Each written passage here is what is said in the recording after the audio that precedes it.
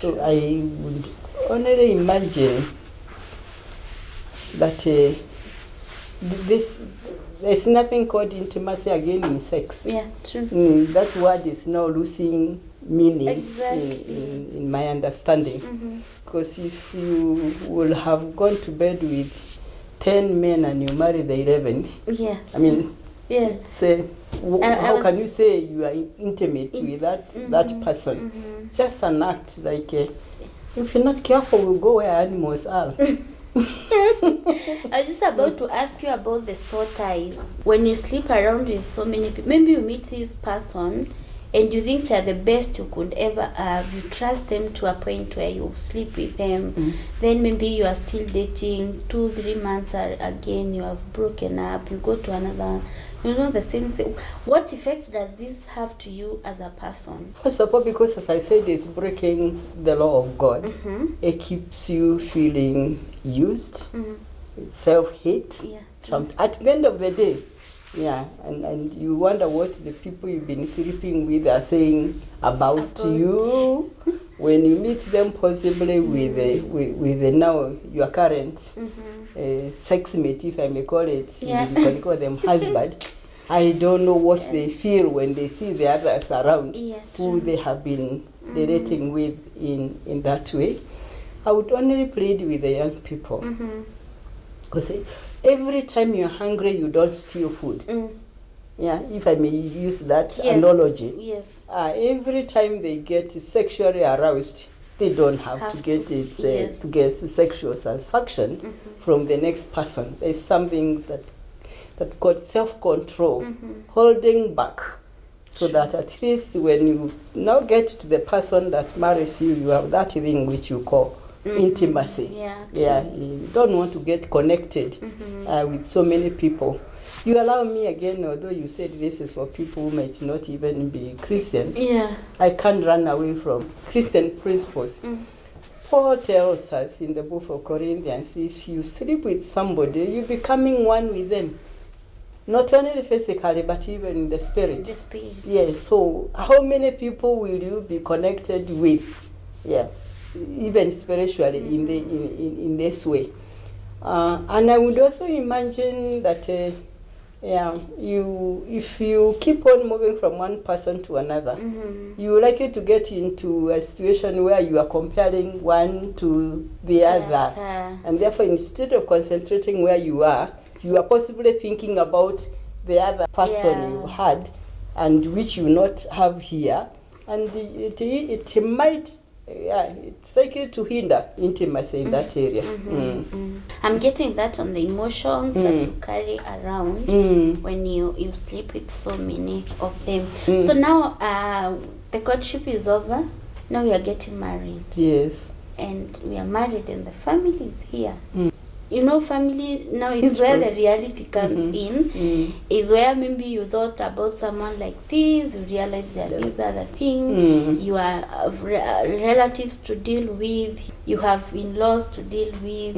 As in, you have so many things now. You have babies that are coming up. So in marriage, I want us to talk first of all about your relationship now. You had mentioned your relationship with now other people, friends and family. You realize so many couples, when they get into marriage, there's one thing that happens. You are likely to pull out and change so many things, and one of them is friends. And if you cling to those friends again, it's something that could also break up your marriage. The friends that you had. That's why kutoka olewe haongeangi na sisi and this and this and this. And there are those others that their marriages are breaking because they still want to keep their former friendships that are affecting their marriage. So how are we supposed to go about this when now we get married, we are into marriage? How are we supposed to handle family and friendship? Relationships, as you said, is wide. I will go back a little to courtship. Courtship is also the time when the two people who are courting to be married will talk about their exes. Because with the way things are going now, you date today, you leave the date, you get another one. It should be able to be open with one another. So you should sit with your person intending to marry, Yes. and tell them about the past relationships you had with other men. Without necessarily giving the names. Yes. Yes, because you don't also want to start acrimony right from the word go, I would imagine.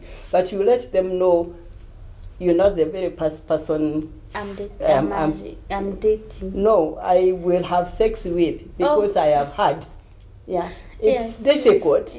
But whether we say it or not, men will find out women who have been sexually active. Although it's so unfair, in my opinion, that women cannot find out the relationship that men would have sexually with other women. It's never expressed in their body. In their body form. So there it's where you now say, let one another know, you had, and therefore if you also had very serious relationships with some people whom they may know, so that they don't find out from others before, it's advisable to say you are a friend of this, but your relationship broke, so that there are no mysteries in that area. But immediately you get married, there's this thing they call live and cleave. There are relationships that need to be left. The exes. Yes. Many people fall back on their exes, whether they are married or not. I find this as I do counseling. That when somebody is hurt and they had a relationship that worked but it did not end up in marriage, there's likelihood of falling back, particularly emotionally, to that person, whether it ends up by being sexual or not. There's also something called emotional infidelity. They are relating with them, they are telling them their woes and so forth, and finally they may even end up by getting sexually connected, involved. So exes should be out completely for both parties.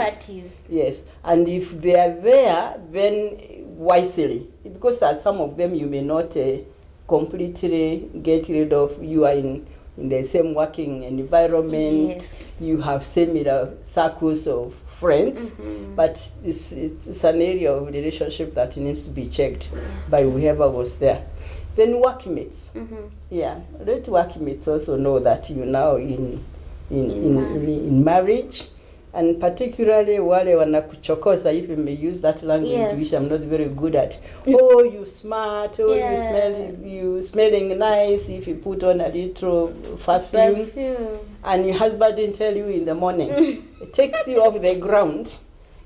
So be careful of the compliments that you get from the opposite sex, particularly if they are if you frequently relate with them from work environment. I hear many of the young people have a husband or a wife at home and another one at work. So this is a new development which young people should watch. Then the bests. Well, I'm not going to, I hope this will not make people suspicious of their bestie couples. But it's often good to have married people as your best couple. Yes, the people who sign for you as witnesses. When those bests are taken to be part of you, part of the relationship, they can walk into your house anytime. You can relate out there. It's also been found out that there is cheating with the members, with the bestie couple, because they have freedom. If a woman comes to your home who was your bestie maid, you don't have to worry about it. But very easily sometimes they get more connected with your husband, even when they are married. It's come out actually like that. And the vice versa. I am not preaching suspicion. That I am asking for wisdom. So if you can be together be together. If you can't, be careful that the times you are not together are fewer, and the circumstances of being together are also fewer. In other words, keep guard against what might hurt you. The in-laws now, relationships. I said, when you marry a person, you marry a family. You marry together, there are people and... Yes, there are those baggages that they are carrying. Yeah. It should be good to know you cannot completely separate this person, whether it's a woman or a man, from their family. But let the connection become less intense, for lack of a better word to express myself, than before you married. Let them know you're now moving away from home, you're starting your own whole family. They give you space to start your family. I sometimes, when I do premarital counseling, I encourage couples to start in a small house. You told us a single room. Yes, I don't know whether you did and whether it worked. That can be discussed. But get a small space where you're not able to welcome many people to stay, particularly for the first year of marriage, because this is the time you want to understand.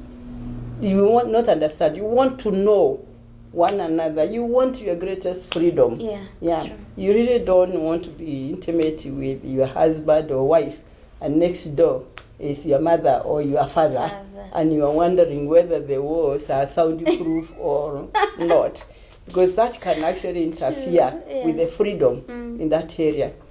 Be on your own, but remember, being on your own physically does not mean being on your own emotionally. Feel with them, help them where you can, but create a physical space for yourself. And you realize that also physical space also gives you emotional space, because you're really not in the close vicinity. But open your heart to receiving people from the other family as if they were your own people. Yes. It makes your relationship easier with one another. When is the right time to host someone in your family? You really want to help them and they want you to help them, and you can't avoid. Why I'm asking this question is because they're coming and bringing conflict. Either one is not so comfortable with them, or both of you are not so comfortable with them. So I'm wondering, when is the right time? Is there even the right time as to when you should? What will they feel if you close them out? How will the relationship be? Let me start with the last one. What will they feel? Yes. You will never manage the feelings of other people. You're not in control. You're not in control of the feelings of the other people. You should be cautious that you don't hurt their feelings, but you cannot completely govern their feelings. That's one. You asking about the right time. I wonder whether you can call it in terms of months or years, and the like. I would think the time to welcome others in is when you are bonded with one another. With your partner. With your partner. First. Then together you can discuss, so and so is coming to college. We have space. Can we welcome them in? If the answer is no from the other person, listen to it. Which means they are not comfortable. They are not comfortable. If the answer is yes, then go ahead. You've thought about it. But please give yourself some time to be alone. And I don't think a year is too much. Because maybe God blessing you, even within the year, there will be somebody else who has joined you, called a baby. Most likely. Most likely. So you are expanding. But before that time, it's good to be on your own, to laugh together, to cry together, because there might be times. Occasionally, if need be, to shout at one another without feeling somebody around you is hearing and is embarrassing. In other words, to be yourselves a moment to be yourselves and see how you handle the other person when they become themselves. Yes. And once you boarded it that way, then even communicating about issues will be easier than when you just met and you don't know what the other person will feel like. Yes. And let the other members of the family understand it. Don't make it a mystery. Tell them, we just gotten married, although we have a house, we really want to board together. Sometimes we suffer because we don't speak our minds. Yeah, true. Yes, we don't speak our minds. And we're not able to welcome you home, but we can help you look for accommodation. True. Yeah. We will even, if you can afford, help them to pay even for that accommodation. If you can afford, and hostel or something, when you boarded enough, maybe 1 year, 2 years for some, in particular immediate members, because you're trying to attach yourself to the other person. True. We have the mother-in-law, to be specific, or the father-in-law. 2 questions on the mother-in-law. One, how do I relate with her? So at least maybe she doesn't love you naturally. I know you are a mother-in-law. You are a good one. Not really. Well, you don't even know if you are a good one or a bad one. Because it depends anyway how the other person will judge. But now my question is, suppose I find myself with a bad mother-in-law who doesn't want to see me. Hata umfanyie nini, it doesn't matter what you buy them, what you give them, they still won't appreciate and they still feel, this is I just don't like Stella as my daughter-in-law. Number 2, can I answer that before I forget? Then we come to number 2. Yes. Yeah, as you said, I'm 4 times mother-in-law. Yes. And I thank God for the privilege of being a mother-in-law. But I'm not talking about myself, this. We're talking about general principles that work and those that do not work. By the time you marry somebody, you will know they have a mother. Let's just leave it now to the mother-in-law or their parents. And as we said, those parents are part of them. We approach this from 2 perspectives. The person that is getting married, you are father-in-law, you are mother-in-law, you taking their son, for example, if you are a girl. It is not very easy for any parent to let go of their child. I've been there. It's purposeful. One has to decide this child is grown. It's no more the baby on my lap or on my back. Is an individual who has decided to become married to either a man if they are girl or to a woman if they are boy. So may I talk to the parents, let go. And it's not easy. It's the not letting go that brings the conflict. So, let go. Remember, you were also once a time a daughter-in-law to someone. If you are treated kindly, reciprocate it. If you are treated badly, improve on it. It's purposeful. Before you get there, as your children are learning to get married, think of what you're going to do to become the mother-in-law, the father-in-law, and begins by letting go for the parents. As you are received in another family, receive the other person. And as I say, look back. If you didn't like it, the way you are received, improve on it. Do unto others what you'd like them to do unto you. So mothers, please receive the girls. Yes. As whatever they are, your son's choice should be your choice. Because there will be no time you will choose for them. They didn't ask you to go looking for a girl for them to marry. They looked for one and brought her to you, receive that child. It's like when you go to a maternity delivery ward. You don't know what you get. But what you get You receive, and you receive with joy. Yeah. This is a new baby in other ones. Receive this child and nurture them to become the person you want them to become without loading it on them or without pretending to be the husband because you are not. Take them as they are, even when they are grown. Yeah. Don't be suspicious of them. Sometimes you say, children from this family, children from this tribe, I mean, people from this family, people from this tribe are like this, are like this. Let's do away with preconceived ideas and stereotyping of people for the mothers. Because I believe when the mothers become open, the girls are finding it easier. True. Yeah, they find it easier to be accommodated in the family. But the mothers want to keep a distance because they don't want to look like they don't want to receive this girl, and yet they are not keeping the same distance from their sons. So if they want something, they go through their son. Yeah. The son now talks to the wife. Yeah. The wife wonders, "Have been here.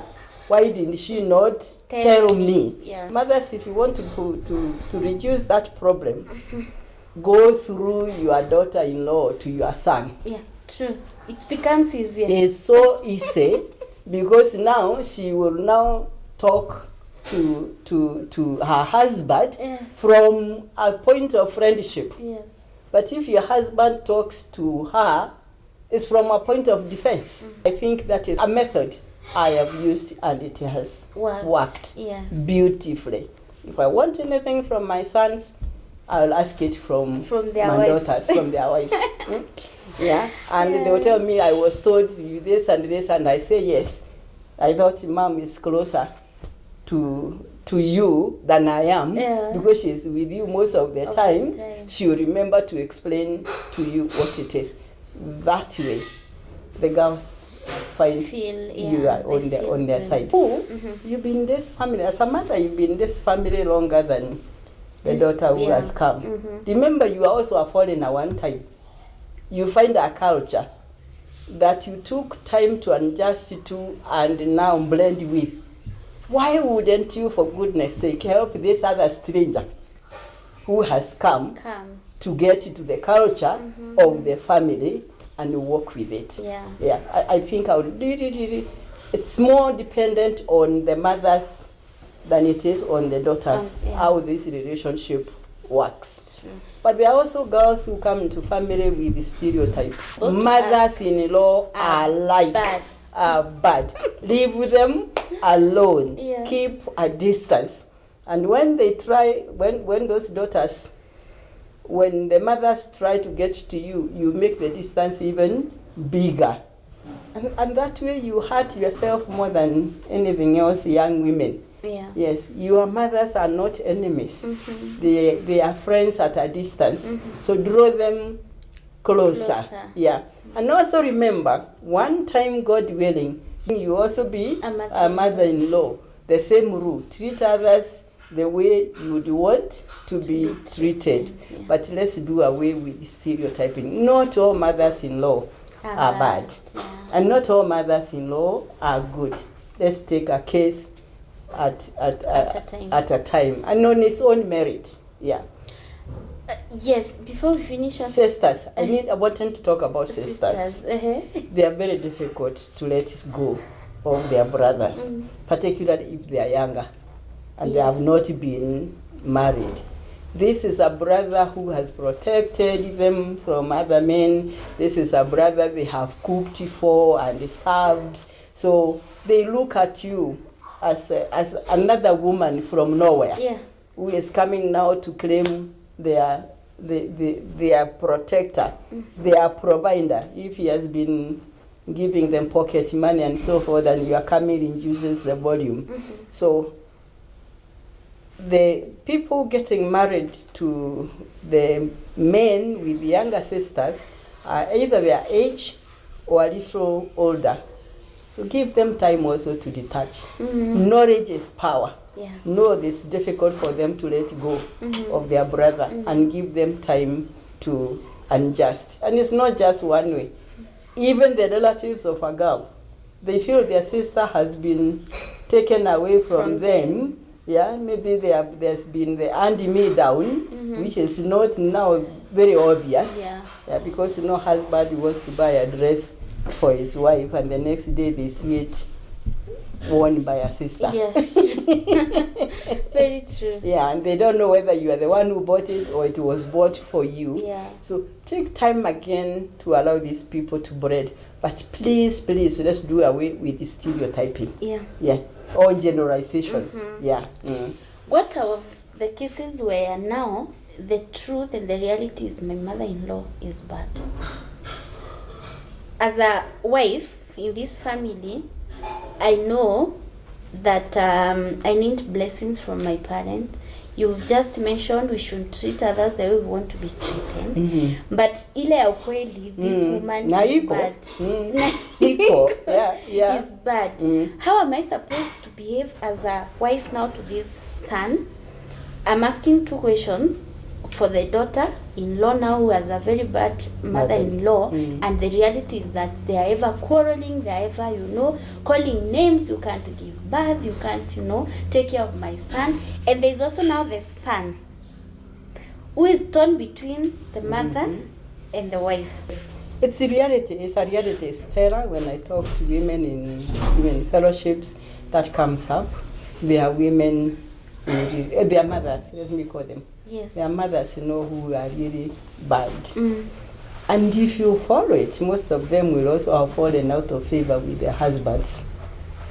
Or possibly they were left to bring up these children on their own, either by divorce or by early death of the spouse, or simply by nature. Yeah. They are people that are difficult to please. It's more difficult for the daughter-in-law who comes into that family to adjust into this family. But I have said it before and I believe it. Don't be overcome by evil, but overcome evil with good. Yes. Nobody is really a madman. Well, in that case, not to see good. And if good is always returned with bad, there is always a limit to it. But the difficult thing is, am I able to walk to the limit? Or do I coil back?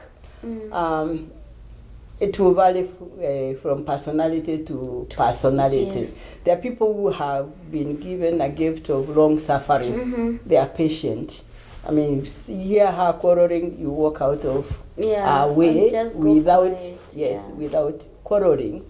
And if you are not in the same vicinity, then you can avoid that quarrel. The problem is if you are sharing a compound, or she is living in your house. This is when we say, let people be where they belong, and if the visit is for a short time, then they get onto their home. So that kind of a mother, two things: pray for understanding. Prayer has power. Learn to restrain from answering back to this person. Distinguish your husband from his mother, because many men suffer on behalf of their mothers. Rarely would a man tell you his mother is bad, even if they know. Rarely would they tell son, be careful about my mother, she's a bad person. Rarely. Yeah. But silence sometimes, when you complain about how you're treated and there is silence, it's an indication is that I know, but where do I take her? Yeah. But there should be also a discussion that mom has been like that for a long time. We hope she will change. Just take her for the way she is.